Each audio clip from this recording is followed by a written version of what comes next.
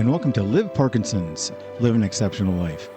I'm your host, Chris Custenbotter, and I've been living an exceptional life with Parkinson's for the past 14 years. The mission of this podcast is to help as many people living with Parkinson's as possible lead a great quality of life. Today's topic is Parkinson's Powerhouse, exercise and nutrition for better living. Living with Parkinson's can be tough.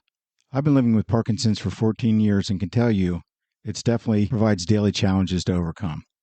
But what if you could take back control and feel stronger and more energized? Sounds great, doesn't it? Well, in this episode, we're going to talk about how simple changes to your exercise and eating habits can make a world of difference. Wow, Chris, that all sounds great, but can I really use exercise and nutrition to help you move and feel better? Yes, I'm speaking from both personal experience as well as sharing the science behind why this combination, exercise and nutrition, can help you live a better quality of life. Now, I do want to preface that both of these are important in conjunction with medication regimens provided by your healthcare professional. And I want to emphasize it is essential that you consult your healthcare professional prior to making any changes to your diet or exercise program to ensure they meet your specific healthcare needs. Let's look at a roadmap for today's episode so we know where we're going. First, we'll briefly explain the power couple, exercise and nutrition, and how they can have a huge impact on your quality of life. Next, we'll look at each member of the power couple separately, starting with exercise. We'll explore what it does and how it can improve our Parkinson's symptoms. Then we'll give you some practical tips for starting an exercise program and how you can select exercises based on your fitness level. Then we'll discuss overcoming common challenges with exercise. Then we'll transition to exercise's companion, nutrition. We explore how we can use food as fuel and share the Parkinson's-friendly plate and provide a suggested meal plan. Then we'll bring our power couple back together and discuss how the two work together to improve our quality of life. Then wrap it up with action steps to help you get started. Sound like a plan? Okay, let's get going. So why do we call exercise and nutrition the power couple for people living with Parkinson's? Well, that's a good question. Have you ever heard the saying that something is good by itself, but when you combine it with something else, it can be even better? Well, each component working in synergy to share its individual benefits can make combined benefits that are better. And that's what exercise, with its powerful benefits for Parkinson's and good nutrition and its impactful benefits, combine to provide enhanced benefits exercise or nutrition don't necessarily do by themselves. Really? So what are the enhanced benefits the power couple provide? Well, a healthy diet provides the fuel your body needs to perform exercises effectively. Conversely, exercise can improve your appetite and nutrient absorption, making it easier to maintain a balanced diet. Combine a healthy diet and regular exercise can have a more significant impact on managing Parkinson's symptoms and improving well-being compared to either one alone. They can help people with Parkinson's feel stronger, more engaged, and more independent in the daily activities. So overall, the power couple approach helps people with Parkinson's take a proactive role in managing their condition and improving their quality of life. Now, the beauty of the power couple is that both exercise and nutrition are usually safe and well tolerated by most people with Parkinson's when exercise is done properly and an exercise and a nutrition plan is developed after consulting with your doctor, who can help you design a personalized plan based on your specific needs, abilities, and medication regimen when taken into account. So let's separate the power couple for a little while and learn more about each individual member of the power couple and what they bring to the table. So if you've ever watched, some of these dating games on TV where they send one person back and they ask one person questions and then they bring them back together. So let's start with the first half of the power couple, exercise, and find out what exercise's role is in helping us live a great quality of life with Parkinson's. According to scientists, researchers, doctors, and people living with Parkinson's, exercise can provide some powerful benefits. So let's go straight to the source and ask exercise, what do you do for people living with Parkinson's? Well, I'm glad you asked, Chris. Just as a quick overview, I've shown important benefits in better balance, coordination, mobility, and, get this, even mood. Now, can you be a little more specific and cite some proof that you, Mr. Exercise, can provide these benefits to people living with Parkinson's? Sure. Let's look at each benefit in a little more detail. And let's start with balanced improvement. Did you know that regular physical activity can improve balance and stability, reducing the risk of falls? In an article on liveparkinsons.com, Parkinson's and Balance Training, 10 Proven Exercises for Better Balance, they state that targeted balance exercises strengthen muscles and enhance postural control, which are important for good balance and preventing falls. And then the Davis-Finney Foundation has an article that it's called 5 Simple Exercises to Train Your Balance and Live Well with Parkinson's. And that article states that activities like yoga, Tai Chi, Pilates, and dance are ideal for building balance control. Now, moving on in terms of coordination enhancement, exercise has been shown to help improve gait, tremor control, and overall coordination. An article from Parkinson's Canada, The Importance of Exercising Your Brain and Body, the state that aerobic exercise and walking specifically contribute to better coordination. Mobility and gait are another area exercise can improve your quality of life. Engaging in exercise can make it easier to get in and out of chairs, cars, or even out of bed. Now, in their article, How Important is Exercise to People Living with Parkinson's by the Davis-Finney Foundation, they state that regular physical activity improves mobility and gait, allowing for smoother movement. The article further goes on to note that exercise can reduce motor symptoms such as rigidity and postural instability. And then finally, exercise has been shown to have an effect on mood and well-being. Exercise positively impacts mood by helping to reduce the symptoms of anxiety and depression, which are very common in people living with Parkinson's. Exercise stimulates the release of endorphins, which are the natural mood enhancers. You might have heard of like the runner's high or I feel really good after exercise. Oh, that's because of the release of these endorphins, which are your natural mood enhancers.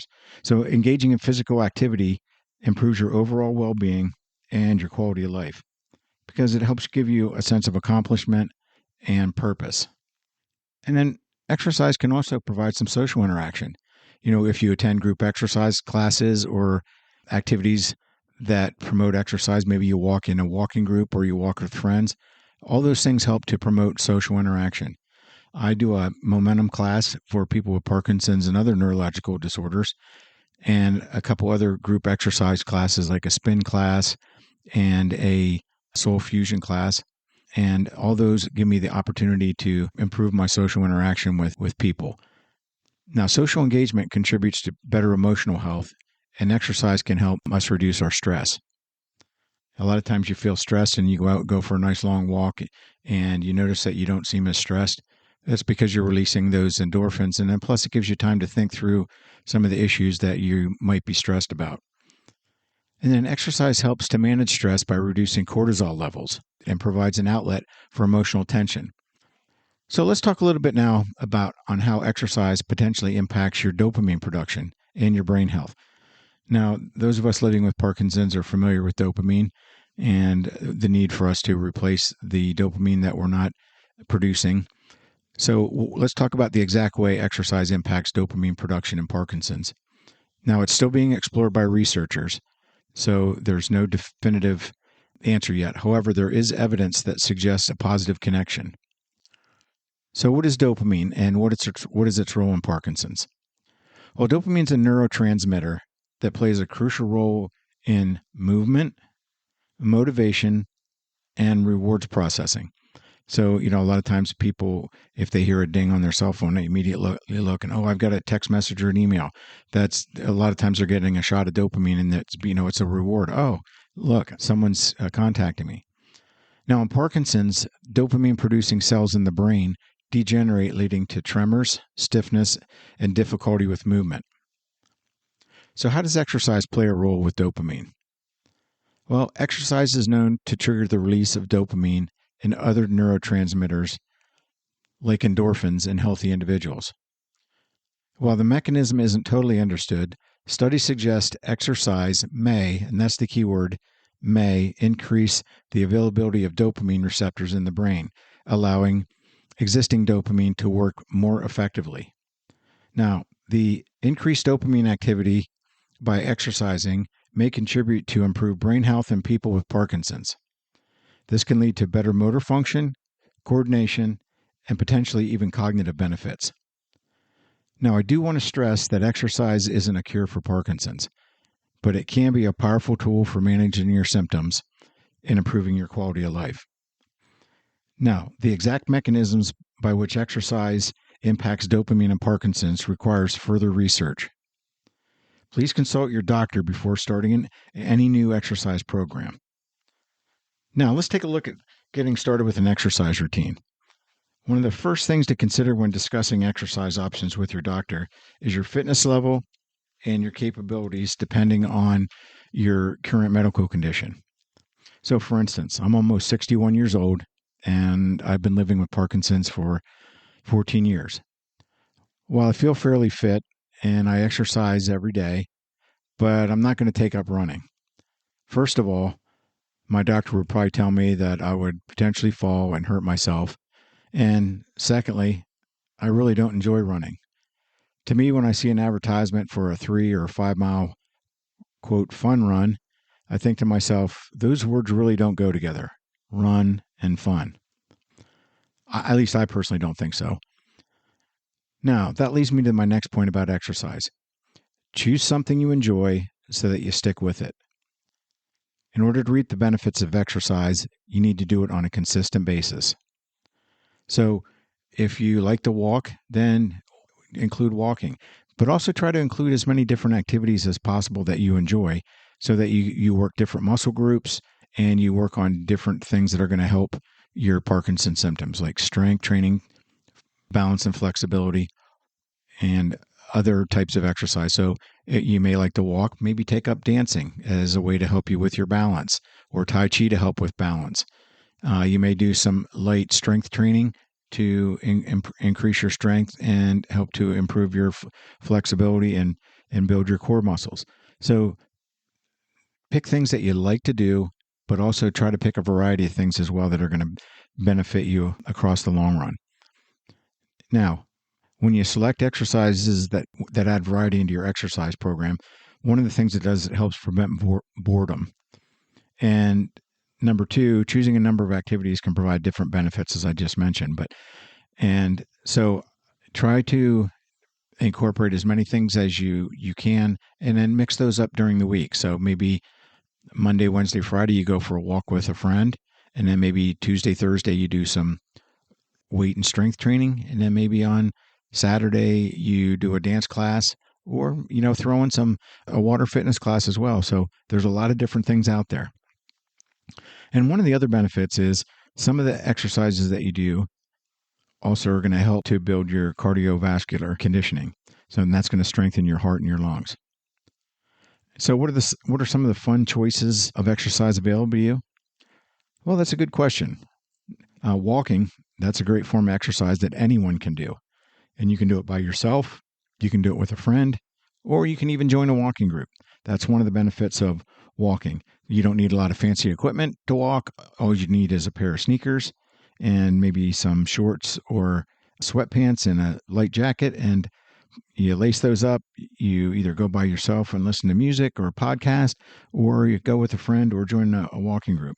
But walking is going to help your aerobic fitness. It's going to help with your balance, especially if you're walking on uneven terrain. So lace up the sneakers and get moving. Now, strength training is something that's going to help you with your balance. And by strengthening your muscles, especially your core muscles, they're really going to help provide a good center of gravity and give you and help you prevent falls.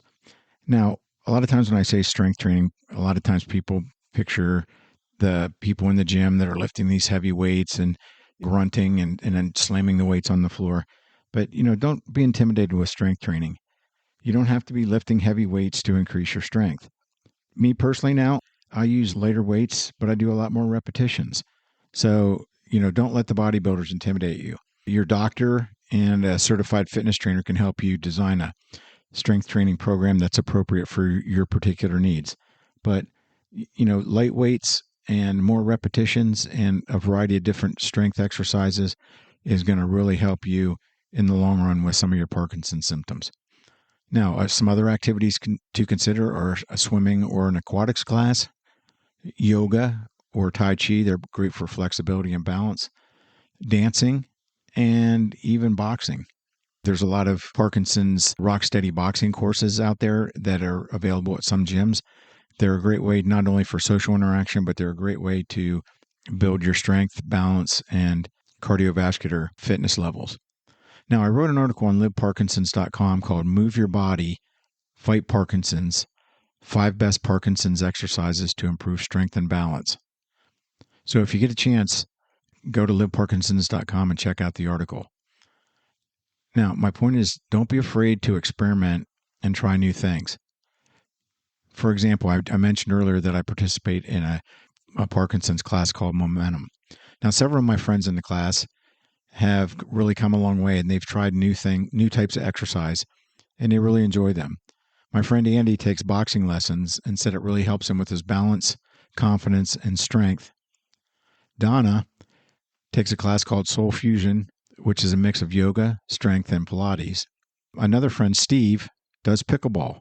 So he gets together with his brothers and plays pickleball several times a week. And Shelly, she takes a lot of water fitness classes. So the sky's the limit. Now, if you do exercises on a consistent basis, you'll be surprised about how good that really makes you feel. And I'm speaking from personal experience on that. So please make sure, again, to review your exercise program with your doctor before you start anything new. Now, one of the common questions that get asked is, how do I overcome some of the challenges like medication timing, off periods, and pain management if I'm just starting to exercise? That's a great question. So let's look at some of the strategies to keep you consistent with exercise, because remember I said consistency is key to reaping the benefits of exercise.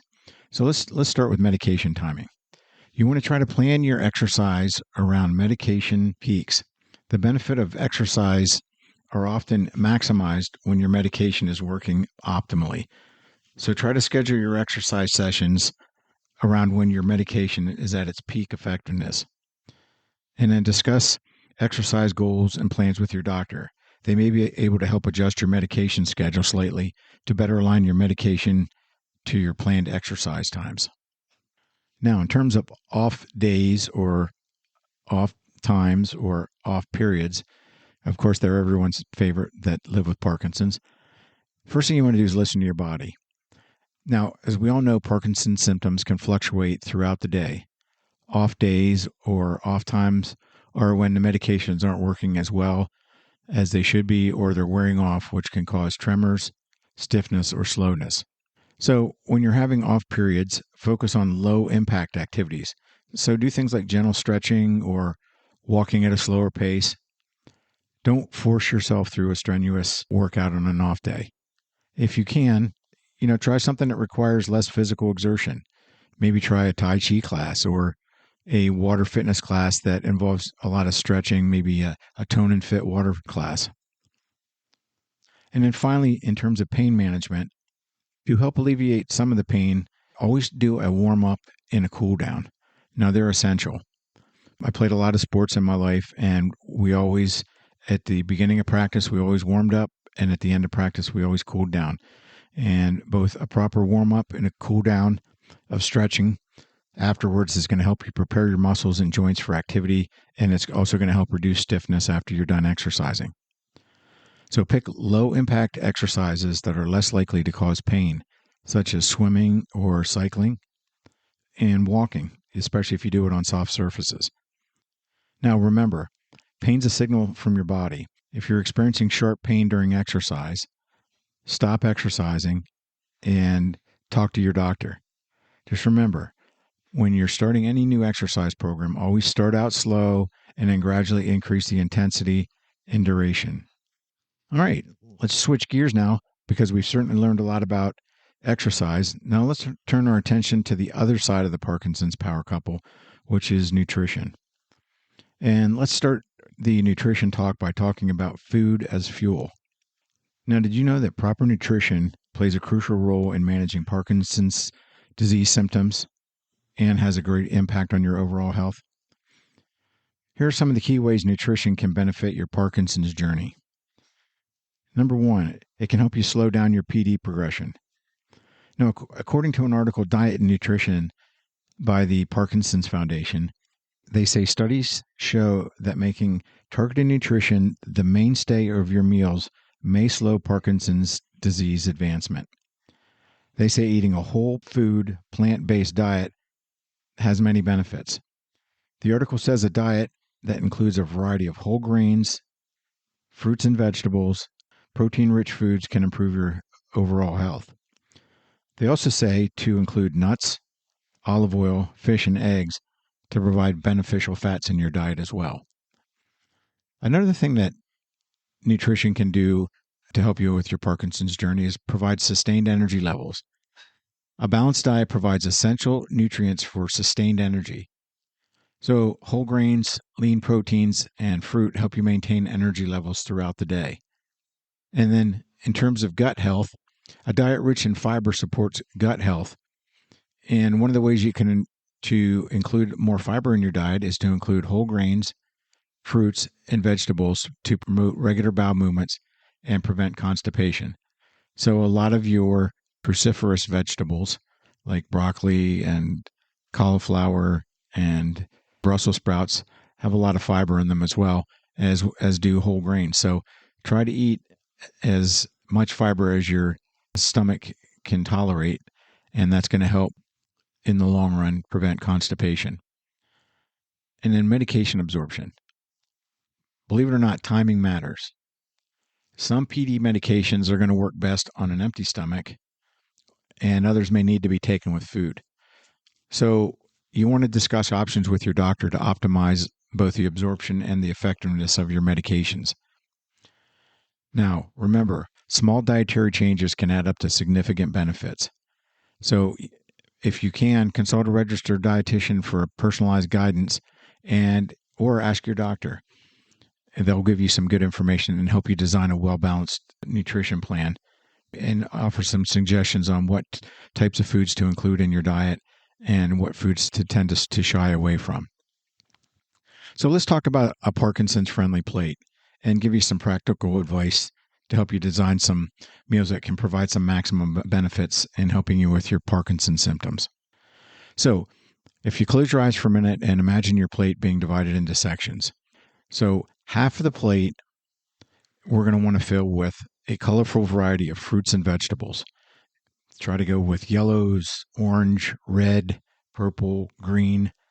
These provide essential vitamins, minerals, and fiber, as well as antioxidants, which are all crucial for your overall health. And they're potentially helping to manage your Parkinson's symptoms.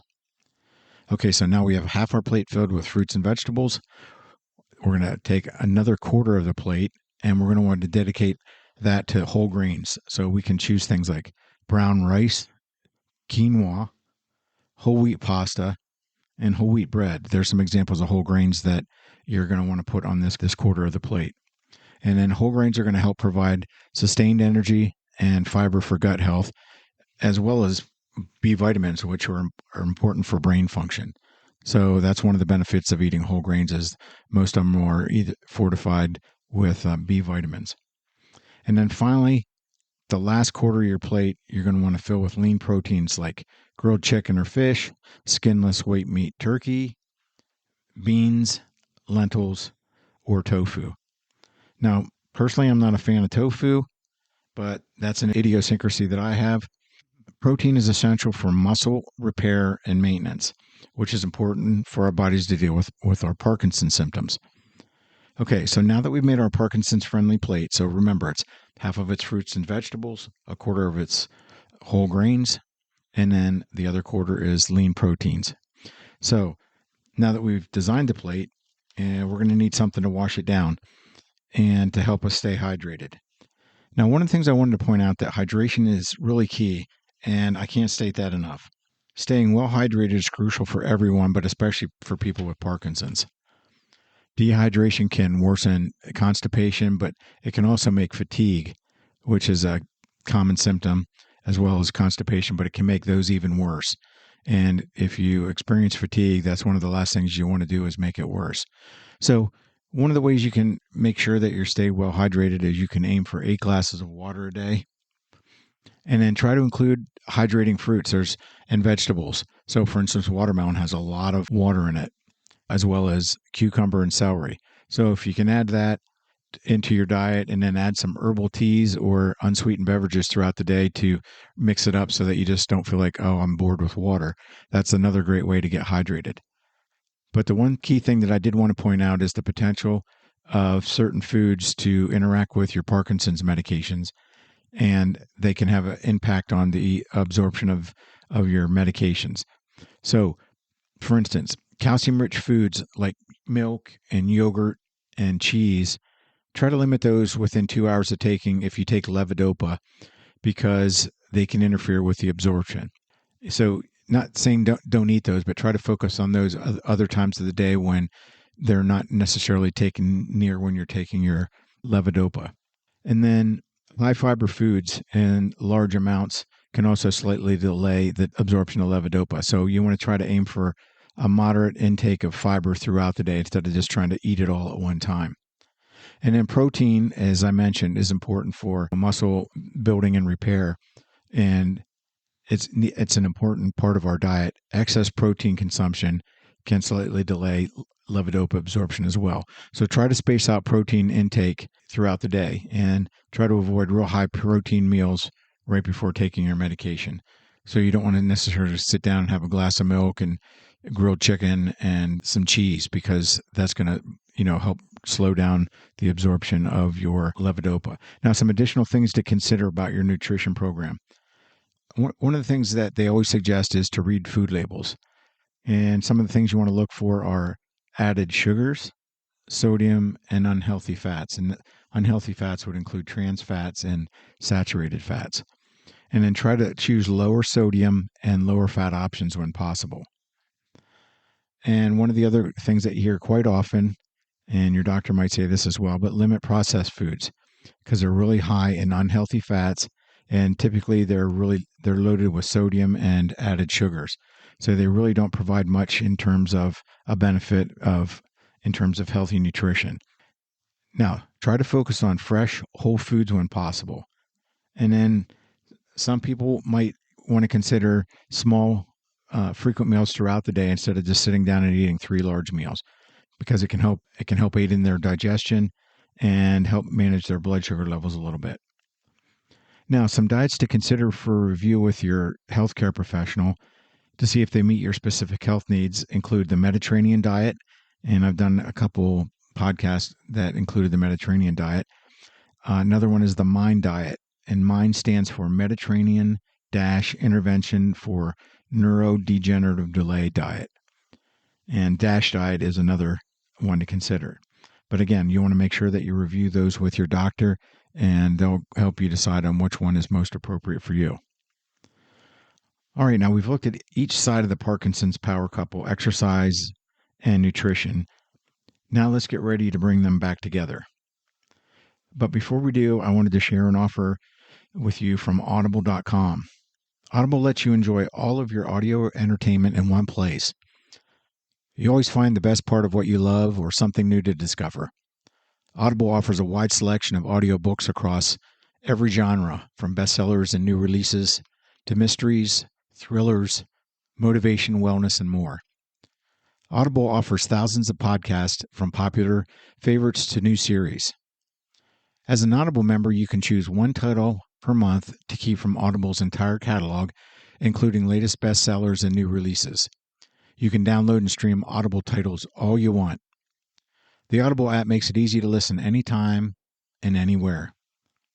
Now, 2 of the audiobooks I recommend from audible.com include The Mediterranean Diet for Weight Loss by Amelia Sanchez and Rebound by Brian Grant, a former NBA player.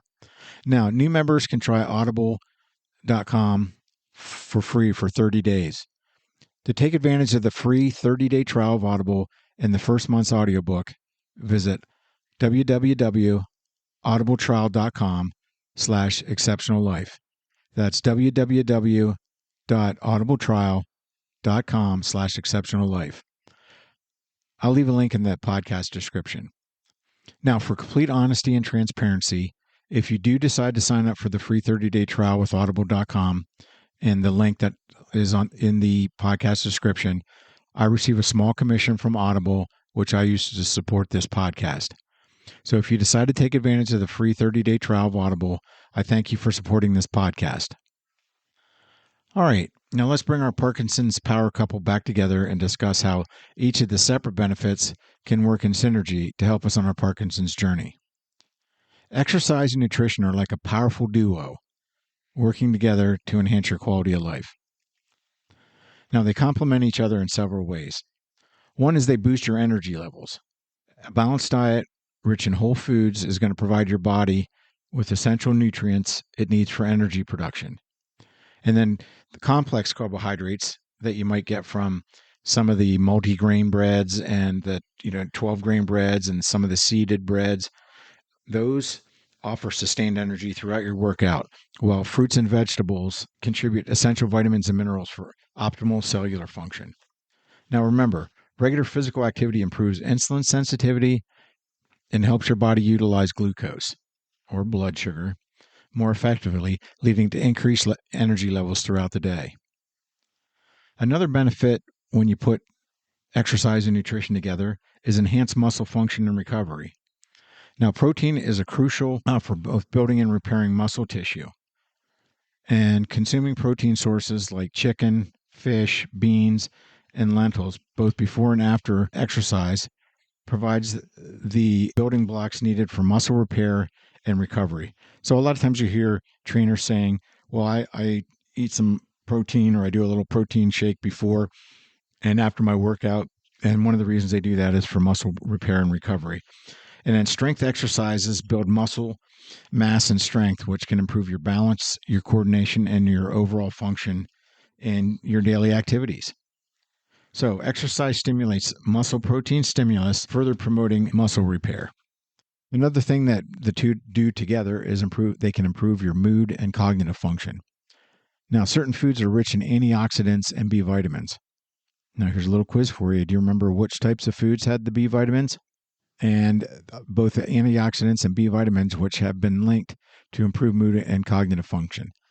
Fruits, vegetables, and whole grains. If you remember, we talked about some of the whole grains are excellent sources of B vitamins, which can help with brain health, are excellent sources of these nutrients. And then physical activity stimulates the release of endorphins. And if we think back when we talked about endorphins, there are mood-lifting neurotransmitters, and they're going to help reduce symptoms of anxiety and depression. So exercise can improve cognitive function by promoting neuroplasticity, which is the brain's ability to adapt to different changes. So remember that exercise is going to help you boost those endorphins and help you feel good about yourself. And then finally, managing weight and overall health. A balanced diet is going to help you maintain a healthy weight, which can be especially important for managing Parkinson's symptoms. And then choosing nutrient-rich foods helps you feel full for longer, reducing cravings and overeating. So, if you sit down and eat a large bowl of broccoli that's nutrient-rich, and you're going to feel full for a long time because there's a lot of fiber in there for your body to try to break down. And then regular physical activity is going to help burn calories and manage your weight. It's going to also help to improve your cardiovascular health and reduce the risk of chronic diseases, which ultimately leads to an overall healthier lifestyle. Now, by working together, exercise and nutrition creates a powerful synergy that's going to benefit your whole well-being. Diet's going to fuel your exercise. A healthy diet's going to provide the energy you need for optimal exercise performance. And then exercise, in turn, supports nutrient absorption. So physical activity can improve absorption of essential nutrients from our diets and help us to maintain a great quality of life and have good overall health. All right, that's a wrap on Parkinson's Power Couple, exploring the dynamic duo of exercise and nutrition for a better quality of life with Parkinson's. Now remember, you're not alone on this Parkinson's journey, so let's leave you with some action steps to help you get started. First, you want to consult your doctor or a Parkinson's specialist to discuss your current exercise routine and dietary habits. They can help you create a personalized plan that considers your specific needs and medications. Next, there's a bunch of resources out there to explore. The Parkinson's Foundation at parkinsons.org and the National Institute on Aging offer a wealth of information on exercise and nutrition for Parkinson's.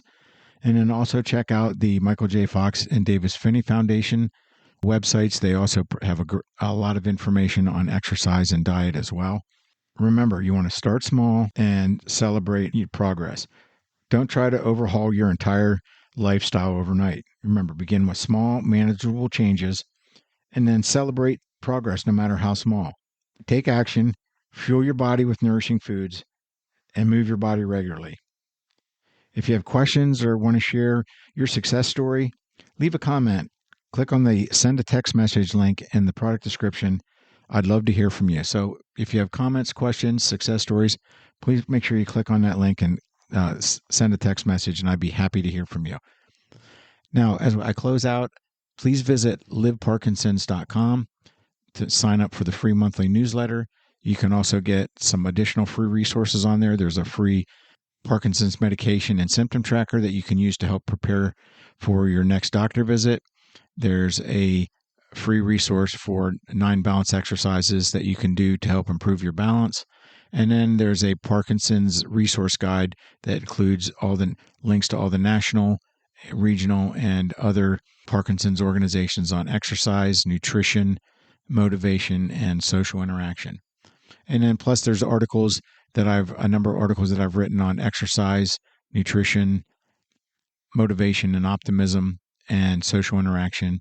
So please, if you get a chance, check out liveparkinsons.com. And again, I thank you for listening to this podcast, and I hope you have a spectacular day, and I will see you hopefully in the future. Thanks again for listening.